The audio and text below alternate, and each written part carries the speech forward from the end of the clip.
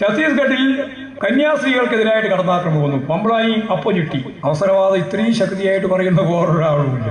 അതുകൊണ്ടാണ് ജാമ്യം കിട്ടിയപ്പോൾ സ്തുതി. ആർക്ക്? കേന്ദ്ര അമിത്ഷാ ഉൾപ്പെടെയുള്ളവർക്ക് സ്തുതി.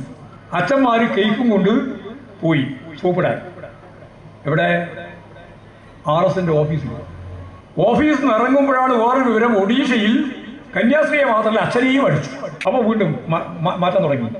ഞങ്ങൾ യൂറോപ്പിലാണോ ജീവിക്കേണ്ടത് എന്ന അവരുടെ ചോദ്യം. ഞങ്ങൾ യൂറോപ്പിലാണോ ജീവിക്കേണ്ടത് എന്ന അവരുടെ ചോദ്യം. ഇടക്കിടക്ക് വരുന്ന ഈ മനോമാറ്റം കൊണ്ട് ക്രിസ്ത്യാനിയോ അല്ലെങ്കിൽ മുസ്ലിമോ കമ്മ്യൂണിസ്റ്റോ രക്ഷപ്പെടാൻ പോകുന്നില്ല എന്ന കാര്യം പറയാനാണ് ഞാൻ ഇത്രയും വ്യാപകമായിട്ട് ആ കാര്യം വിശദീകരിച്ചത്. നമ്മളൊരു കാര്യം പറയുമ്പോൾ അതിലൊരു പ്രത്യേക സെൻറ്റൻസ് മാത്രമല്ല, ഒരു ഇൻസിഡൻറ്റ് മാത്രം എടുത്ത് പറയുമ്പോഴാണ് ഇങ്ങനത്തെ വ്യാഖ്യാനങ്ങൾ വരുന്നത്. അതിന് തൊട്ടു മുമ്പ് അതിരൂക്ഷമായ ഭാഷയിൽ എറണാകുളത്ത് വെച്ച് അഭിനന്ദ പിതാവ് പറഞ്ഞ് നിങ്ങളെല്ലാം കേട്ടതല്ലേ?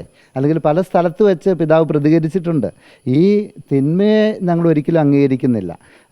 ഇവിടെ ഭരണഘടനാപരമായ അവകാശങ്ങൾ എല്ലാ പൗരന്മാർക്കും, അത് ക്രിസ്ത്യാനികൾക്ക് മാത്രമല്ല മുസ്ലിങ്ങൾക്കും ഹിന്ദുക്കൾക്കും എല്ലാവർക്കും ലഭിക്കണമെന്നാണ് സഭയുടെ നിലപാട്. അത് അഭിനന്ദ മാർ ജോസഫ് പാമ്പളാനി പിതാവ് വളരെ വ്യക്തവും കൃത്യവുമായിട്ട് സുചിന്തിതമായിട്ട് സംസാരിച്ചിട്ടുള്ള കാര്യമാണ്. പിന്നെ നമ്മളൊരു അപകടത്തിൽപ്പെട്ടപ്പോൾ നമ്മളെ സഹായിച്ചത് അത് ആരാണേലും അവർക്ക് നന്ദി പറയുന്നത് സംസ്കാരമുള്ളവരുടെ ഒരു നിലപാടാണ്. അതാണ് പിതാവ് പറഞ്ഞത്. അതിനെ മറ്റ് വ്യാഖ്യാനങ്ങൾ കൊടുത്ത് വളച്ചൊടിക്കേണ്ട കാര്യമില്ലെന്നാണ് എൻ്റെ അഭിപ്രായം.